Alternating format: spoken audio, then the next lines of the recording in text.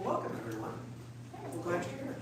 So this is session number 2 today of our education presentation, and we're excited that you're coming to our concert on Friday and that you've chosen to spend a little bit of time with us, learning a little bit more about some of the instruments of the orchestra. So we have a few members of our ensemble here.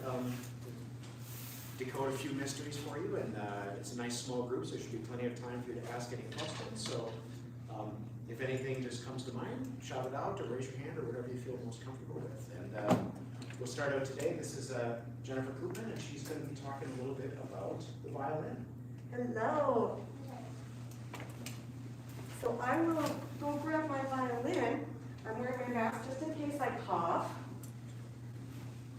But you may recognize the violin. It's part of the stringed instrument family.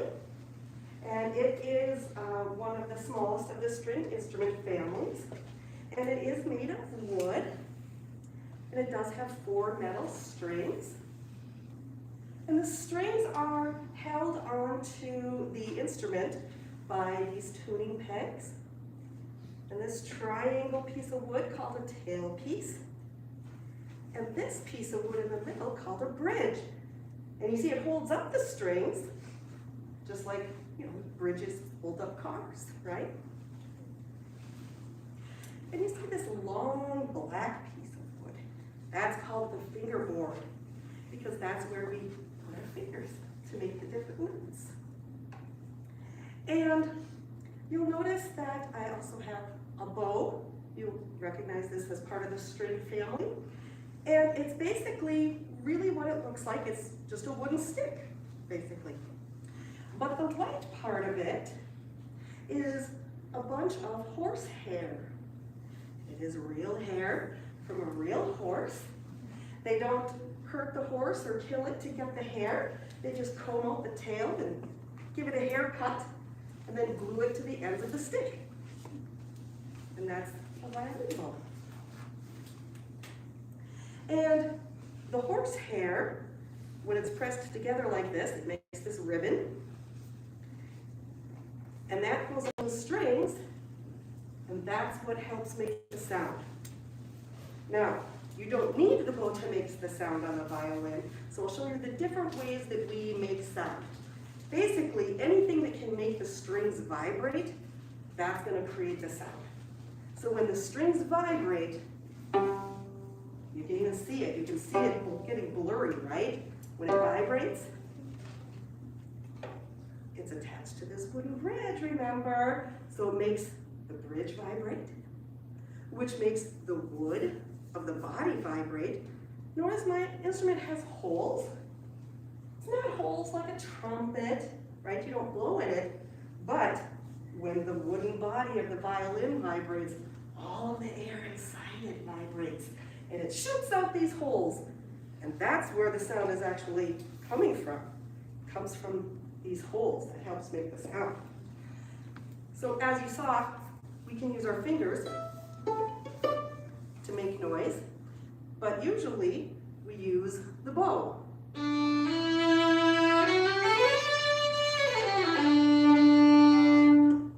And we play on any of these 4 strings, and we run our fingers up and down the violin, because when you change the length of the string, it makes the sound higher or lower. Okay, now, here's a question I gotta ask you.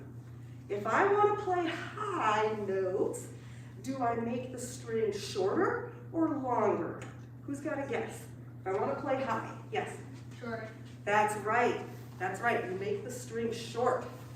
So if you notice, if I make my string here super short, that's a really high note, right? And if I make it really long, like no fingers, that's a much lower note, right? And one of the things I love about the violin is all the cool sound effects we can make. Because we can do more than just pull the bow. Okay. We can play multiple notes at the same time.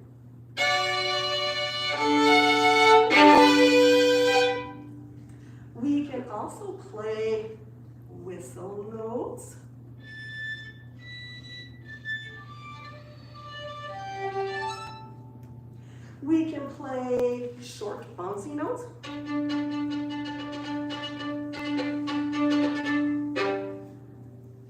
And we can really skip across strings.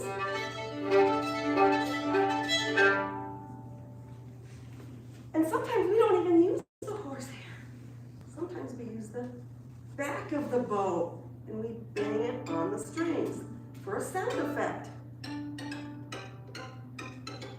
Like that. So there's lots of cool things that we can do with the violin. One of them, you'll recognize, almost every movie theme has this. Right? There's always some kind of high-pitched sliding, right? That you'll hear these high-pitched string noises do. Sometimes it's a scary movie, right? But that's called a glissando when we slide our fingers. So that is a fun sound effect. So I'm going to play just a brief excerpt of a song for you. It'll show you some of the high notes and low notes that a violin can play. And they'll have a couple of the sound effects as well. I'll just make sure my instrument doesn't too.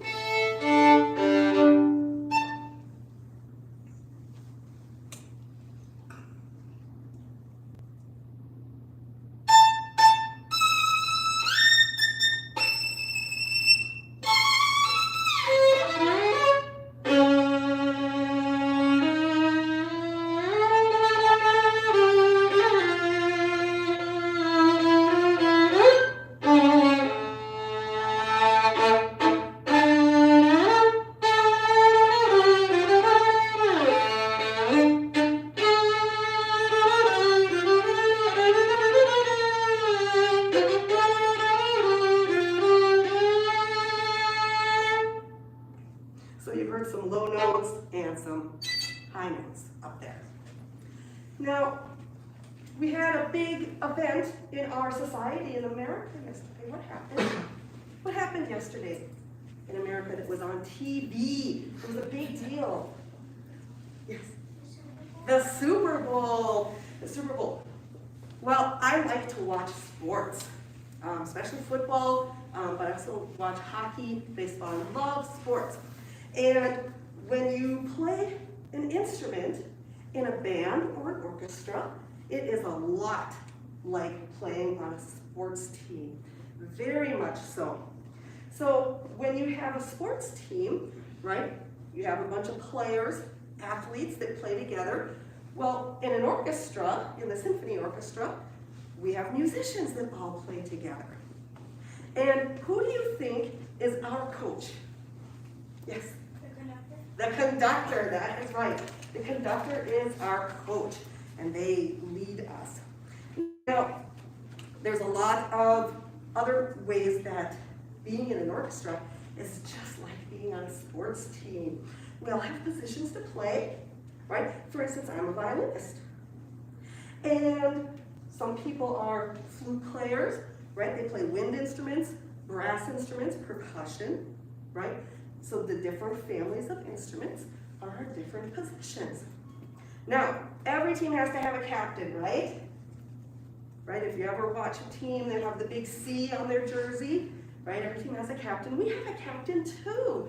They're called the concertmaster, and they are the most important violinists in the orchestra. And along with the conductor, they have very important leadership responsibilities. So what are some of the things that happen at a game when you play sports? What is one of the first things that happens before a game? Yes? We pick a captain. Sure, yep, and our captain is the concertmaster. What else? Think of what you saw yesterday. What's one of the first things that happens? Anything musical going on before the game? Yes? What happens?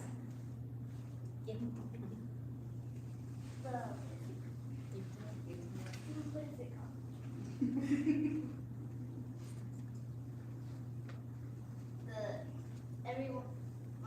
Someone sings the Star Spangled Banner. That's right, that's right. And many times at a symphony symphony orchestra, you'll hear the Star Spangled Banner too at the beginning of a concert, or usually they'll play it at the beginning of the season for the whole concert. So we can play that as well.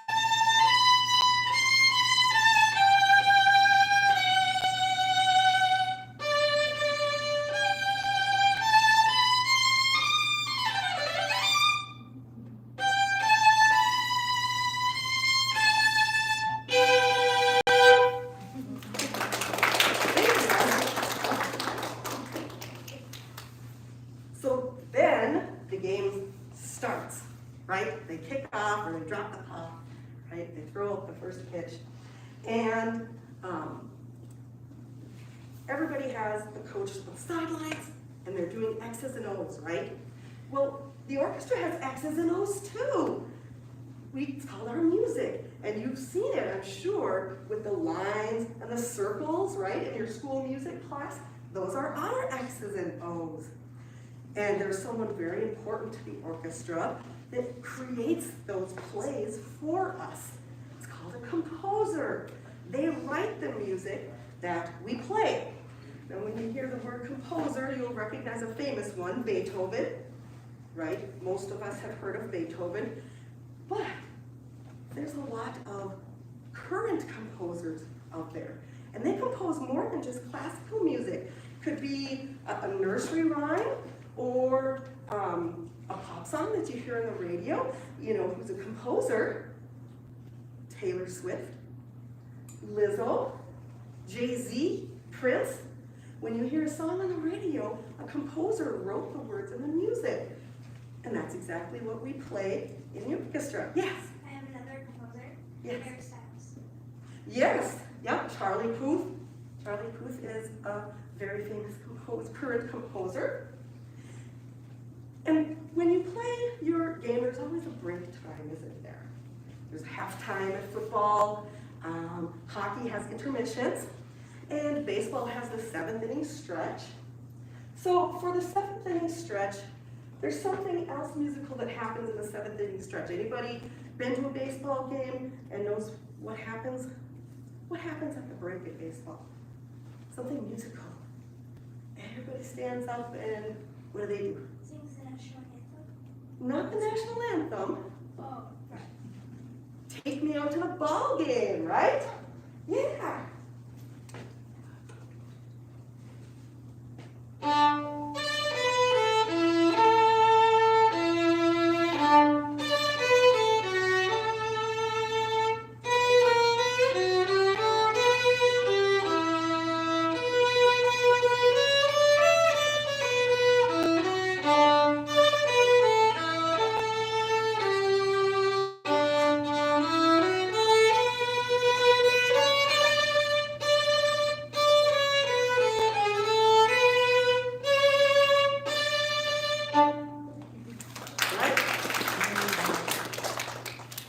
And then at the end of the game, right, somebody wins and everybody cheers. But what happens if you play bad? What happens if you make a mistake on the field or lose a game? Sometimes you might feel bad or you might hear some not so good things, right? Sometimes people say bad things, they boo. But that will never happen in a symphony. in the symphony, we're not competing against another symphony. We're all playing together on the same team. So we are all winners. There's no losers in this symphony. So that's one of the things that is different from sports that I really love, is you'll never lose. Even if you make a mistake, doesn't matter. We're all playing together and doing our best to have fun and make music. So if you get a chance, I would love for you guys to play a musical instrument and come play with us in the symphony. Now maybe at the end, we'll give you a chance to come and touch the instrument and try it out. But right now, I'm gonna have my colleague come and show you his stringed instrument, which is similar but different. So he'll show you. How big her string instrument is. This one's a little bit bigger, a lot bigger. And like hers, it has 4 strings, but these strings are actually different. They're really pretty thick, and they're very long. A violin's about 1 foot long, and I have about 4 feet. So she talked about this before. When the string is short, it's high-pitched. Let me just show you that. And I can make mine real short too.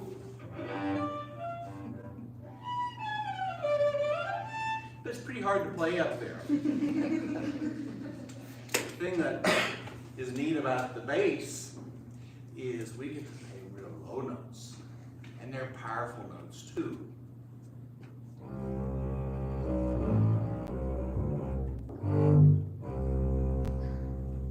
When I started playing the bass, well, actually I started playing the violin when I was younger, because when you're little, it's hard to reach that. You know, they actually make smaller basses when you want to learn, but when I was a kid, you weren't big enough. Even in 7th or 8th grade, I remember looking at the bass on the floor, and it's hard to get your hand up. That's much smaller, and you can play that because of the spacing. This is actually a pretty big spacing to play notes. So many people don't learn to play this instrument until they get to be older, probably 7th grade maybe, but it's still a neat instrument. I play the violin, but to my voice, and my voice is actually deep, I sing bass too. Things that sounded neat to me, cool to me, wasn't in the violin. And you know, I didn't realize this. When I was younger, there was the TV, you'd hear music on TV, and there was this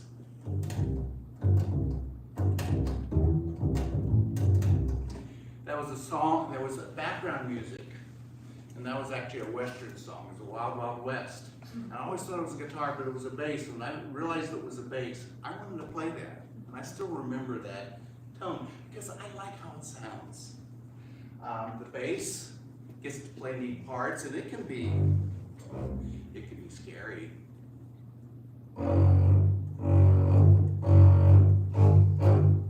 Right? Yeah, you're probably too young for that. That was the odds. You probably know.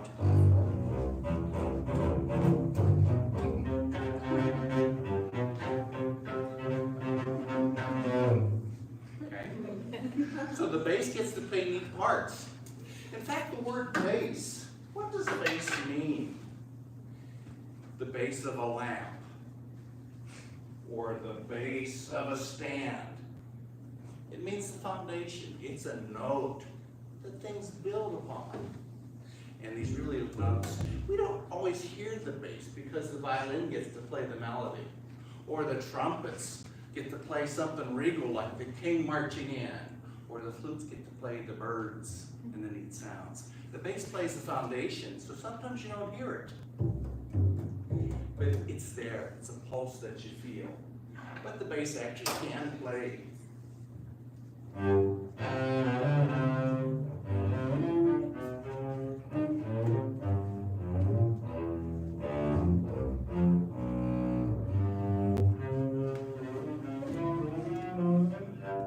So we can play sweetly and gently. And every now and then we get to play things that are melody. The bass gets to play with, it plays a lot of jazz.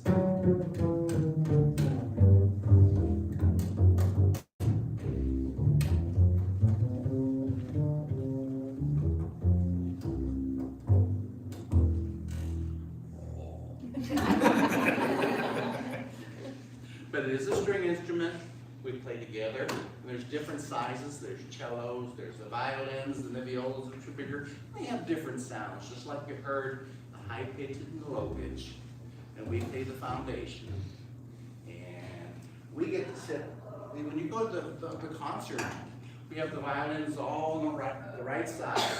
Then the violas, which are slightly lower pitch, are in the middle. And the cellos over here, the basses are always way off on the left-hand side. So the basses get kicked off the stage. But when you come to the concert, I hope you'll watch the bass, because we have a lot of fun to play. Bass players, they like to bob their heads and they make low notes. Is there any questions about the bass? Okay, we have some, I think the flute player is coming up next. That's Lynn.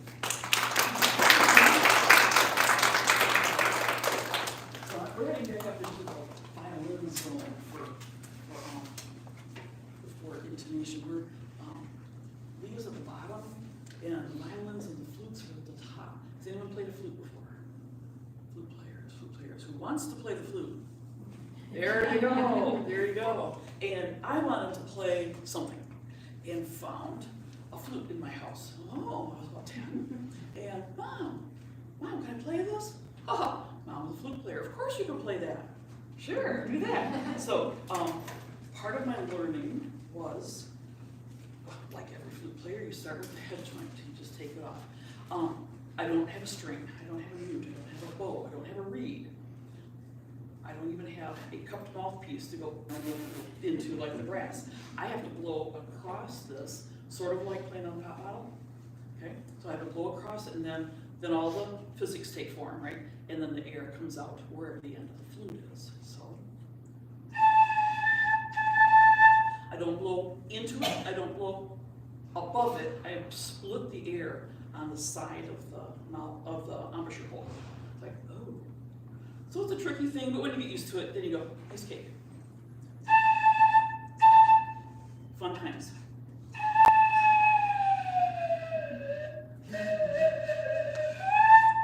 Now a slide whistle.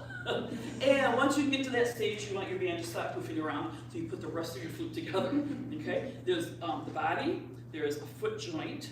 I don't use cork grease or oil or anything, I just keep the connections clean. This is all silver, and you just slide them together and make the adjustments you need, and then you're off and running. Flutes have a lot of keys. Early flutes, okay, the very earliest one was probably,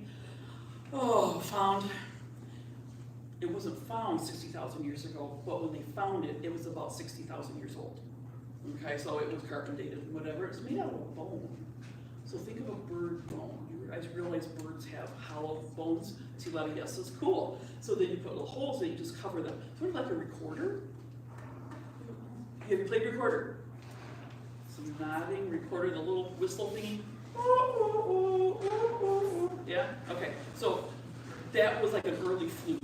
So flutes were made out of bone, like hollow bones, and maybe ivory, bamboo, easy, right? Piece of grass that's hollow inside, kind of big around as my pinky, and you can put holes in it and play.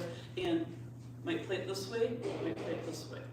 And then recorders are made out of wood, and then we've progressed to this, okay? Flutes started here, and then in box time, they turned sideways, and the mouthpiece changed from what you have on a recorder to the one we have now. And this is the standard one. You still play recorders. They're still fun, and they're way cheaper. Get that lined up. Okay, so one of the first songs you may have played, or you might be playing in the coming days,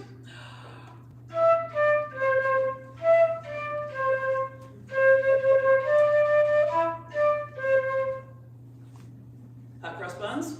Okay, very good, very good. And then, let's see, another good one you might come up with is, what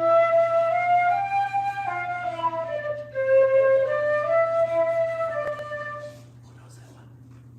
What is it? Woo woo, correct. Composer?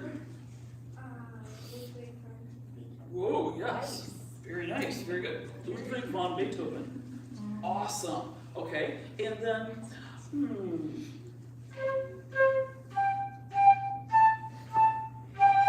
go for it. Twinkle, twinkle. You'll actually hear string players play that on Friday. Like, oh, good. But we played it too. So when I started, as a kid, I played a lot of Twinkle, Twinkle. As a kid, this was my first band book. Some things never go away. Yes, you find them in the basement. Smells funny. And one of the first songs that was in here was Twinkle, Twinkle. So I went through the red book, I went through the blue book, and here I'm in my school band learning stuff, and I get to a spot where, oh, I got a private teacher. I was so excited because now I didn't have to listen to mom. I got to listen to someone else tell me things. And I got a new book. Of course, now I got like 70 of them, but one of the songs I learned was all about going faster, higher, and lower. So I promise not to play the whole thing. Let's just do a little bit.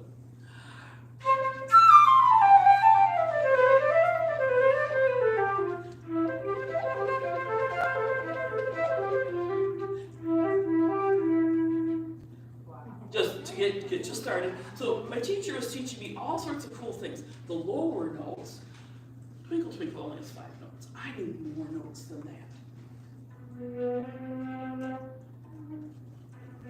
It's the lowest note my flute will play. I have all the keys down. So the pipe essentially is that long now, instead of, short.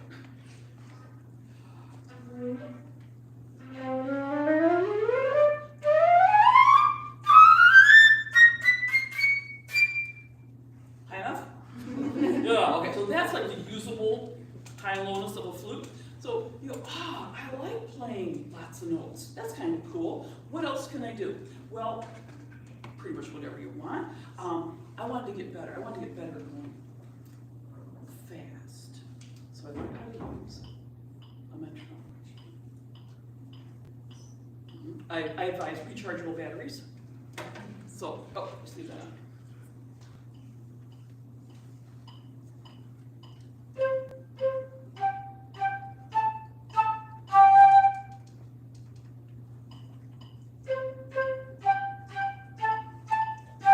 And this keeps me honest. It makes me go faster and faster, or slower and slower.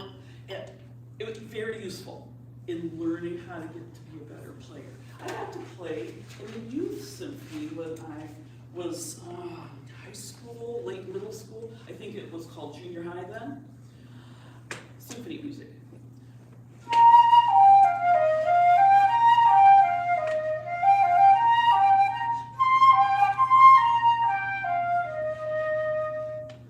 It's a piece by Elgar, and that section is called Morning. Feels like the sun's coming up. So nice. I also got to play, okay, so I'm practicing with the metronome. I'm practicing more. I'm irritating my sister, yes. Because she was a percussionist. So I got to add the piccolo to my, yeah. Here's you got a flute player coming here, huh? Okay, so you see it's shorter. So is it higher or lower? Higher. Bingo, correct, higher.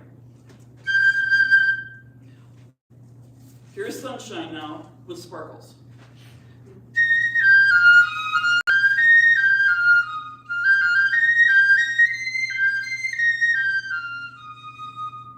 Isn't that pretty? Like, yeah, it's so fun. But really, piccolos tend to sound like birds or sailors. I grew up in a town where we lived on a lake, and our school was called the Sailors. Oh, so we had a lot of sailing songs.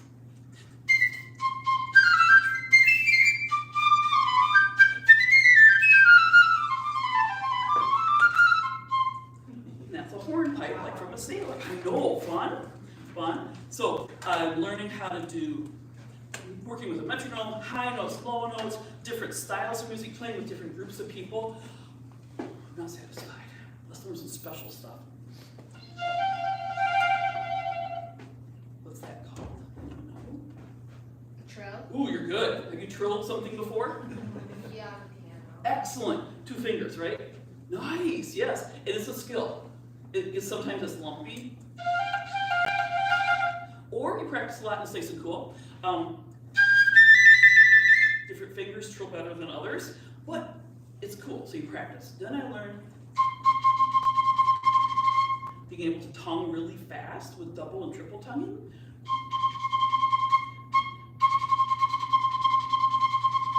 It's hard to keep going very long, but like, yeah. Here's a really fun one. Which sounds exactly like my alarm clock. Okay, it's called flutter tongue, and if you can roll your R's, you can do that. Not everyone can do that. It's a thing, right? It's a genetic thing. So I was able to add flute and piccolo to my life. Oh, so much fun. So in order to get better, I had to read all the notes, learn all the things you find on the music page, but that's not everything. You have to learn that music is like a team sport, like Jenny said. It has colors. And this is a song I'll play some low and some high. And how does the music feel when you listen to it? You feel all jazzed up, or do you feel kind of just calm? Do you smile, or did your face just kind of feel contemplative and sad? This is the low version.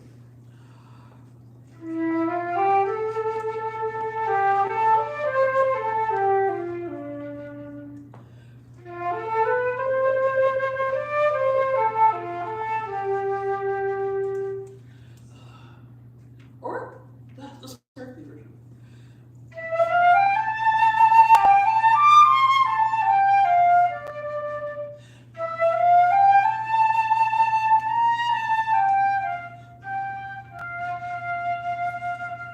Like, oh yeah, you feel a little different sense to how that's going.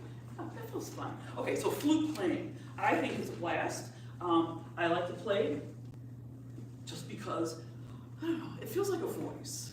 It feels like what I want to say I can make come out of my instrument. Okay? This one, oh my gosh, so much fun because this one feels like a dance, because it is.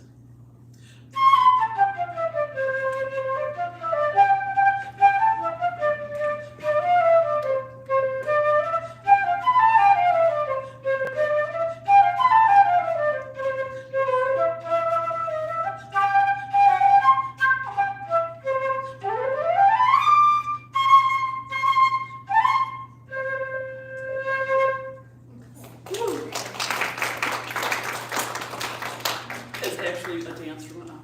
So much fun. Okay, so as a flute player, I would hope you would find an instrument you really like, but of course, I think this is one of the best ones. Tons of fun, great history, lots of music available, and a lot of good friends to play with. You know, you'll have buddies in the band and the orchestra where you can play together. Any questions? Yeah. With the sailing songs, do you know how to play We All Live in a Yellow Somewhere? I could work it out. I know the song. We wrote that one. Who's the composer? Yeah. Ooh. Ooh, it's your day. Yes. We all live in a yellow somewhere.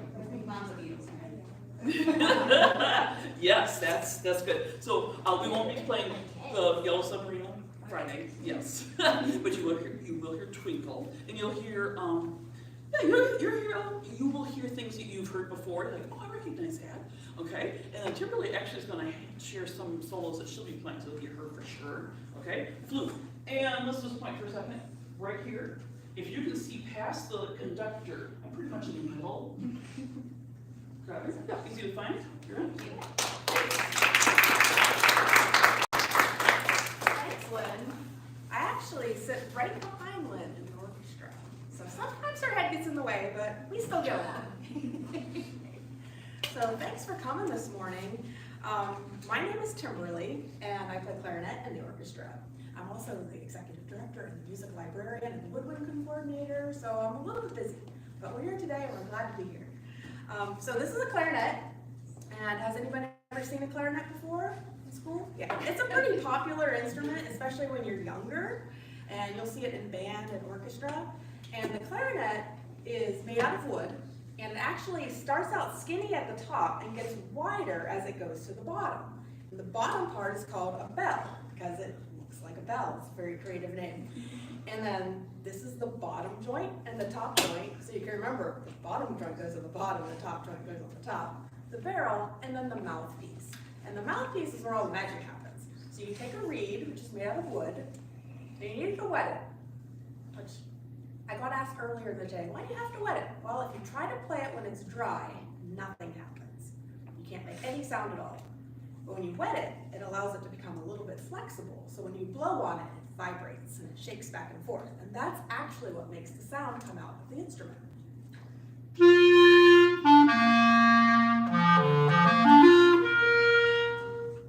And if you blow fast air through the mouthpiece, it's loud. And if you blow slow air through the mouthpiece, it's quiet. So I'll start with fast, go quiet, and get that loud again.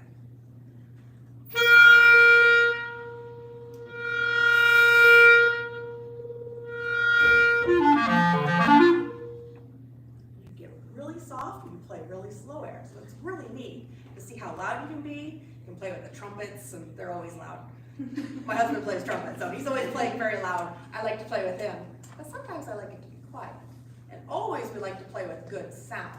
So you can play really loud and be annoying to your brothers and sisters at home, or you can be very gentle and make nice sounds come out. And that's always the goal with the clarinet, is to have sound nice. Sometimes you can squeak. It happens to me sometimes. You move on. So when you play the clarinet, you start out with kind of simpler songs that you might recognize. See if you recognize this one.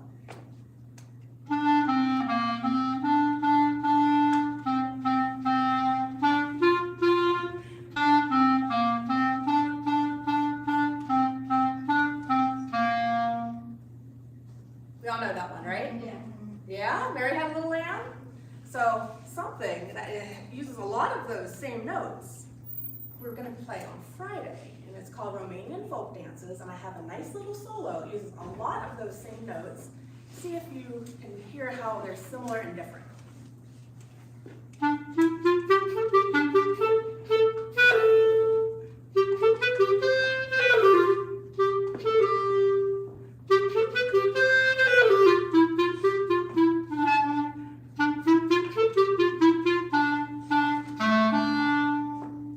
little bit of a squeak in there. Like I told you, it happens, especially when you're nervous and playing in front of people, and your reed gets a little dry.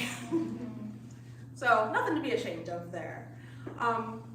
One of the things that I really like about the clarinet is that sometimes, like I mentioned, it's very loud in the orchestra, and you're playing with everybody, and you just sort of fit in.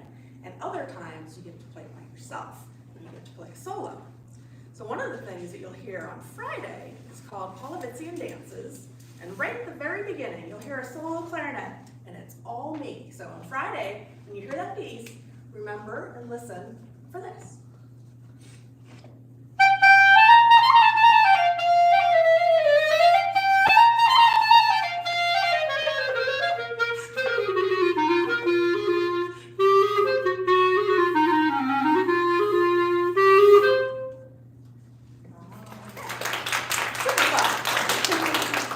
Clarinets really like to have solos, I have to say. So what else do I want to talk about today? I have a little bit of a checklist, just making sure. One of the things when you're at home, Lynn mentioned this, practicing with a metronome. So you start out slowly and you get faster so you can learn the notes, because sometimes it's hard. But when you go to your rehearsal at school, everyone's in the same room, and you sit down in your seat, and you come and you know your part, and your person next to you knows their part, and you have to put it all together. And that can be tricky. So we have a conductor in our orchestra that stands in front. She stands right here, and she leads the orchestra, and she'll come up later and show you what she does. We all watch her, and we also play our notes, and we listen all around. So I'm always listening to Lynn on the flute, making sure we're playing at the same time, the same things. And I'll listen to the trumpets and different sections. It all comes together like kind of like a puzzle. So it's very fun. And like Jennifer mentioned, it's like being on a team, where we're not fighting each other. I'm not trying to play louder than somebody else. We're trying to fit together and make the music just sound really nice. So this is a B flat clarinet. So it's the usual one you'll start off on in school. In orchestra, we also play an A clarinet, which is just a little bit longer. So it uses the same mouthpiece and uses the same fingerings. So here's an example of on a B flat clarinet. Now I'll play those exact same notes on the A clarinet, but they'll sound a little bit different. Just a half step lower, and it's lower because it's longer. So it's like the violin. High notes because it's short, cello gets longer, bass is really long, it's lower. So the clarinet is a little bit lower. You may have noticed this one, which is just a little bit smaller. And this is the E flat clarinet. And this reed is very dry. So we're gonna wait a little bit. And this instrument is used in the orchestra, and it usually has really, really high notes. But I'm gonna play those same notes that I just played on those two clarinets, and you can hear how the difference is.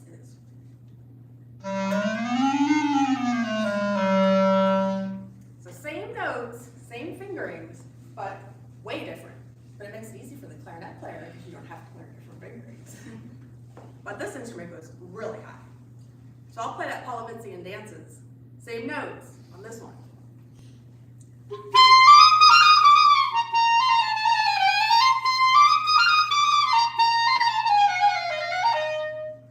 So it's way higher. But I learned the same fingerings, so I don't have to learn a different part. I can play the same part. Makes it a little bit easier on myself. So those are the three clarinets that I play all the time in orchestra. There are other ones too. There is one smaller than this one, believe it or not. It's only about this tall. It's an A flat clarinet. And I can't afford one of those. They're very expensive. I would love to play one someday. And then clarinets get longer. So there's an alto clarinet, just like in choir, you have altos. And then there's a bass clarinet, like lead string bass.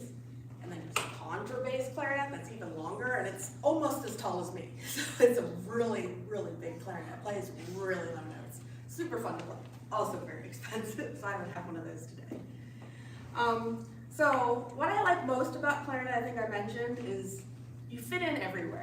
So sometimes you play solos, and you get to shine. Sometimes you play with other groups, and it's all like the same music together. Sometimes it's really low, sometimes it's really high. You do a little bit of everything. It makes it a lot of fun. Does anybody have any questions about the clarinet? Yeah. Do orchestras usually have the wide variety of the different types of instruments, or is it kind of more turned upon the music? Yeah, so almost every orchestra piece, unless it was really early before the clarinet was invented, has at least two clarinets. So there's a first clarinet and a second. Sometimes you play the same note, sometimes it's different in harmony. As you get more modern, it'll add in a bass clarinet. That's pretty typical. E-flat clarinet is maybe a quarter of the time, so I don't think we have any of that this Friday, but maybe I'll bring it anyway. Any other questions? Yes. Would you play something really soft? Sure. Any preferences? No, your choice. Let's see, what did I bring here today? So really soft. The clarinet is interesting because we always get comments from other woodwind players, like, how do you play so softly? So I'll play normal and I'll see how soft I can go.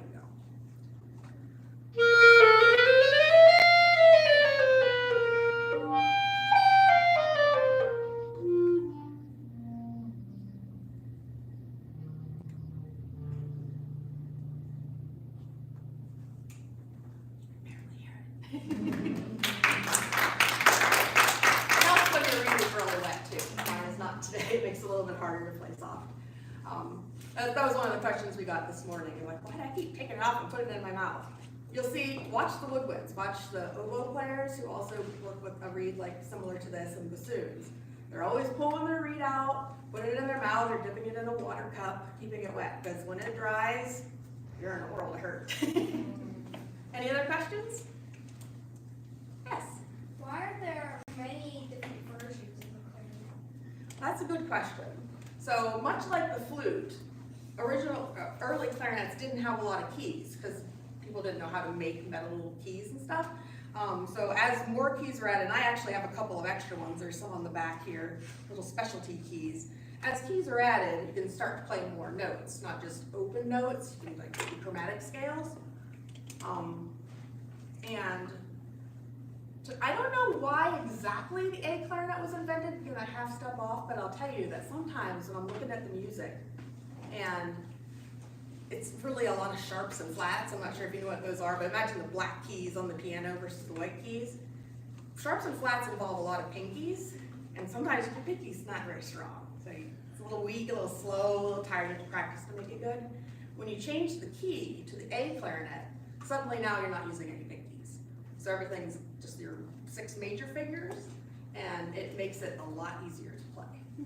So yeah, that's one of the primary reasons for the A clarinet. It'll change the key just a little bit and make it a lot easier to play. It also has a lower sound, it's a little bit richer, but I like it because it's easier for the key signatures.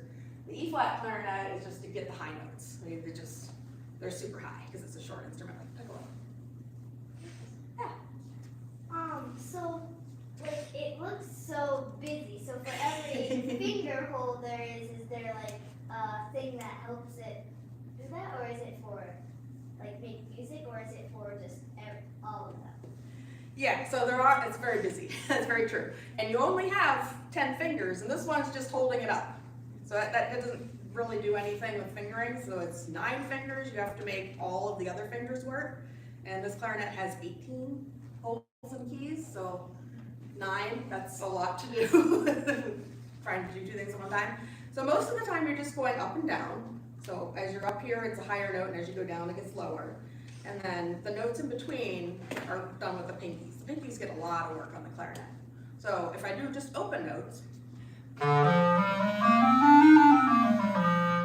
if I add the pinkies, a lot more notes. So I can play the notes in between the notes. Imagine going on a piano, just white, black, white, black, white, black, up and down.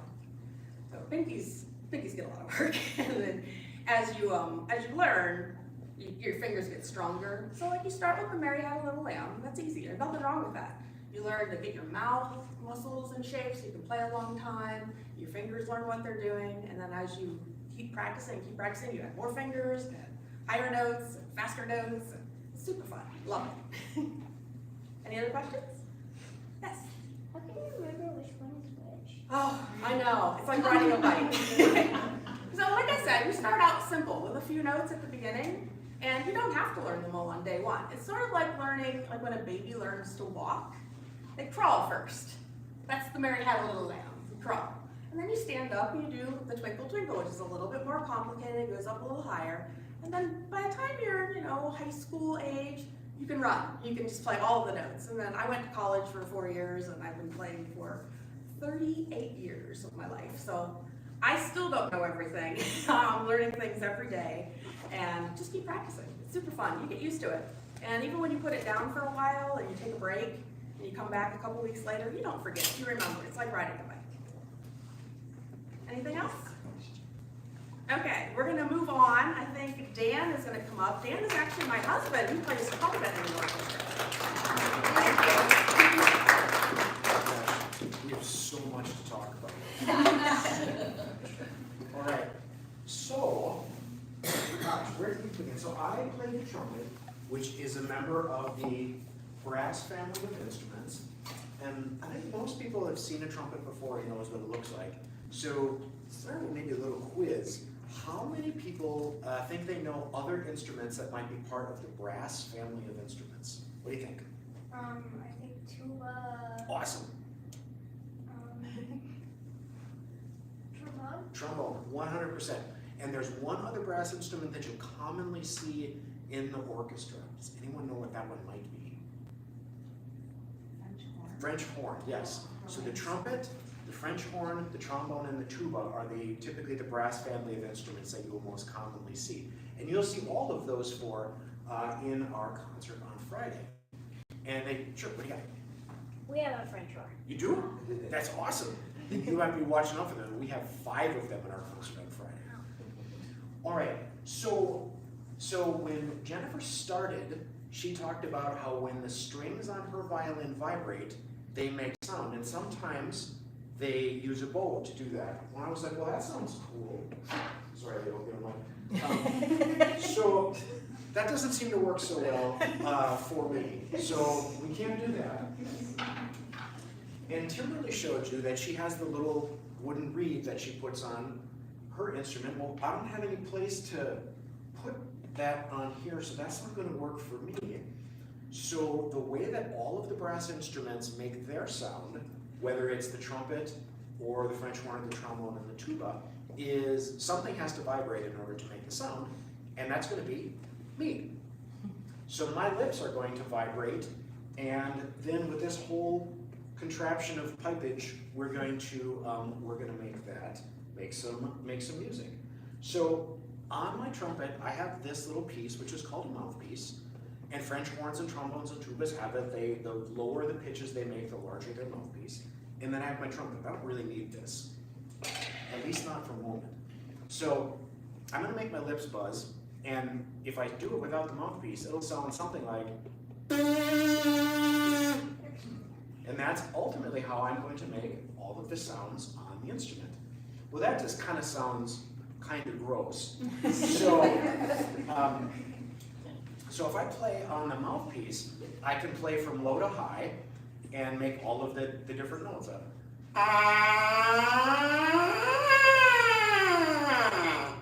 And I can actually play songs that you might recognize if I play them well enough, just on the mouthpiece. So let's see if I can make this work.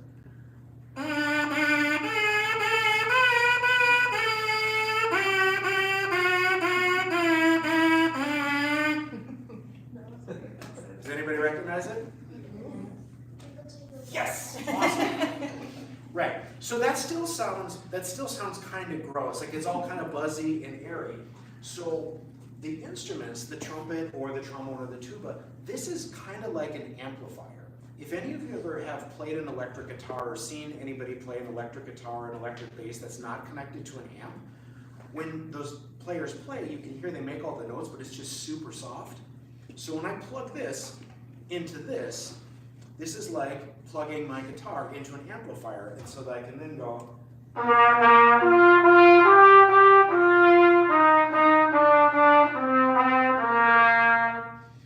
And it takes away some of the buzziness, and it makes it loud enough that you can actually hear what that is. So somebody, and by the way, I do want to say, you have been a wonderful audience, very attentive, so thank you so very much for that today. So somebody, when Timberly was presenting, said, gosh, that clarinet looks super busy. There's like 100,000 keys on that. Well, you can see I have 3. So I can still play. I can still play all the same notes low to high that the clarinet can, but I'm way less busy. So gosh, let's talk for just a moment about how that works. So if you want to learn a fancy term that you can impress your friends with, we're going to talk about something called the harmonic series. Ooh. Basically, I know, right? You're like, wait a minute. I trust me, there will be no quiz at the end of this. But on brass instruments, there are a series of notes that I can play without without putting any fingers down.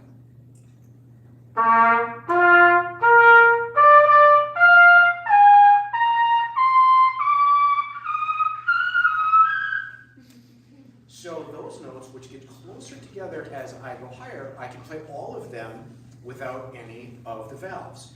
And early trumpets, when trumpets were first invented, and brass instruments were first invented zillion years ago, a long, long time ago, they didn't know how to make valves. So Timberly was saying, when clarinets were first invented, they didn't know how to make keys. So same thing, so early trumpets were just a tube, and that was called a bugle. And people learned how to play things, you probably have heard this.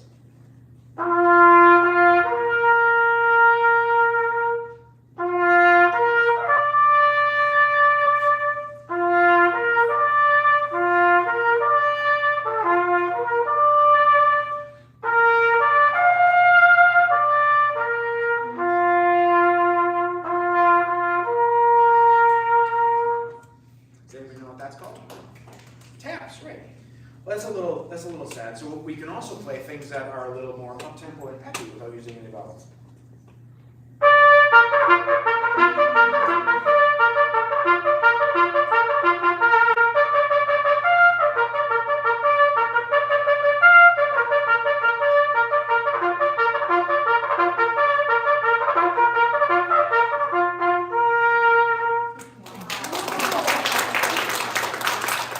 And in the symphony, music written way back in the 1800s still used trumpets that didn't have any valves. So our parts in the symphony, we were having a fantastic discussion about how I dislike playing this music that's 200 years old before you got here. Our parts were all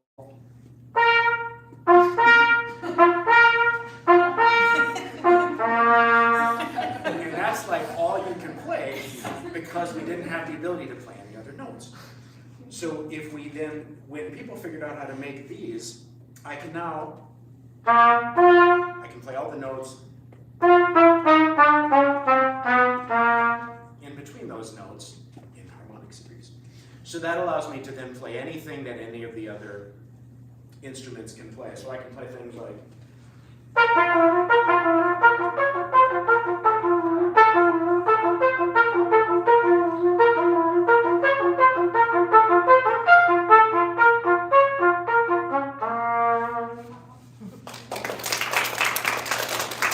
but that's not good enough. You would think, whoa, we got all these notes, we can play low, we can play high, we can play loud, we can play soft. That's got to be enough for you, right? Trumpet players are like, no, never. We want to change the way the instrument actually sounds. So we developed these things called mutes that we can stick into the end of our horns, and it changes the overall sound of the instrument. So I'll show you a couple of those. So I have this mute, which is called a straight mute, and it's made of metal, and it has these little corks that stays in the metal. So if I put that in there,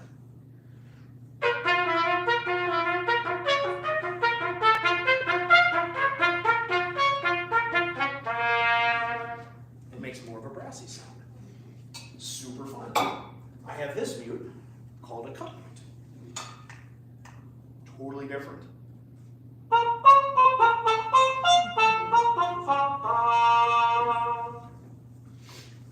Then I have this mute. This is so cool. This is like 2 in 1.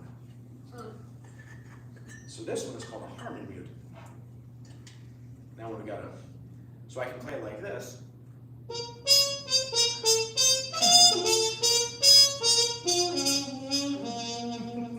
Or I can even put this little stem in the end of it.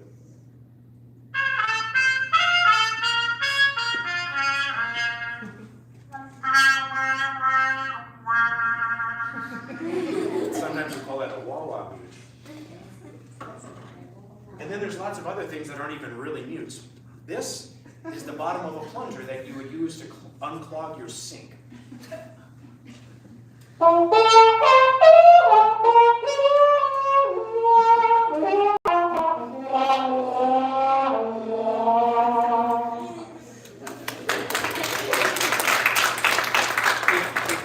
If you've ever watched one of the Charlie Brown cartoons and you've heard the Charlie Brown teacher, that's a trombone player playing with a slightly larger plunger and going wah, wah, wah, wah, wah to make that sound. That's actually what it's doing.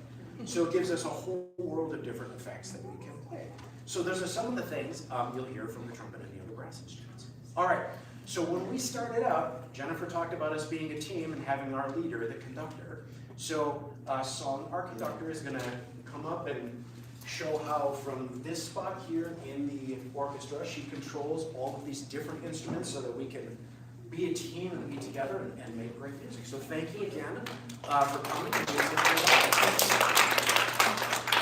Hello, I'm the conductor of the Civic Symphony of Green Bay, and so I'm going to ask you to follow me, and you're going to be the orchestra. So I'm going to divide this group into 2. So here's one. You're going to follow this hand. You're going to follow this hand.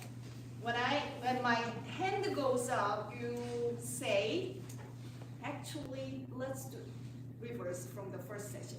Ta-ta. Or you can clap. And you guys can do the same thing. Ta, just one time, or clap. So let's practice it. And when my hand goes down, you you stop. Okay, you don't do it. Here we go. Yeah, you say ta or, okay, here we go. Good, let's do a few times in a row.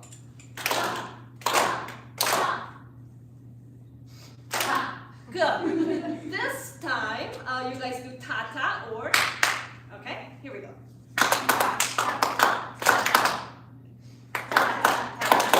Good. So when I'm gonna use my hands and you're gonna follow me. Here we go.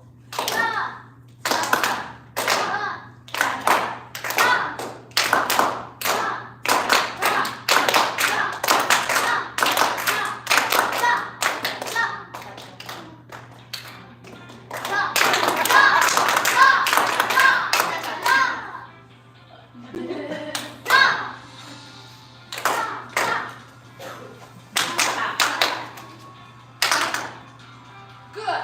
Sorry, that's my fault. I silenced it. Okay, so that's what I do in the orchestra, right in the center. So what would that be? What would that be? Can you tell me what those things, what we just did? What did I do? Yeah, conducting. What does that mean?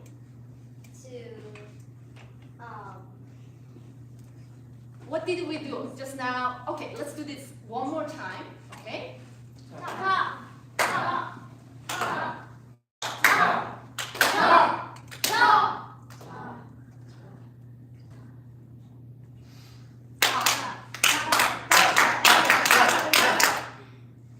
Okay, so what did I do?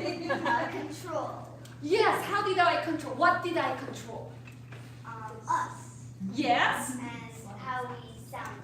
Okay, how?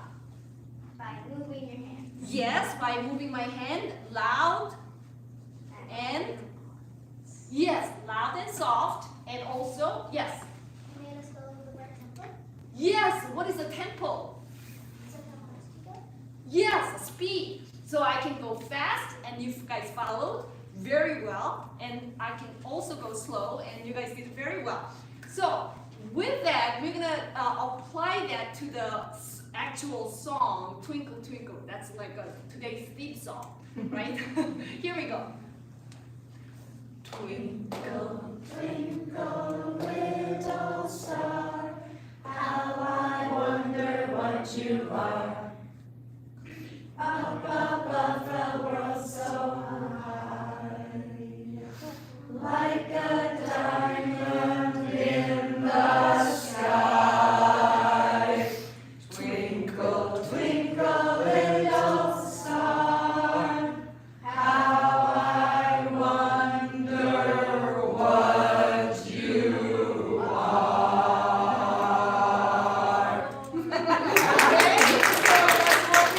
That's what I do. Okay, so how did I become a conductor? I never dreamt of being a conductor. That was not my first dream job.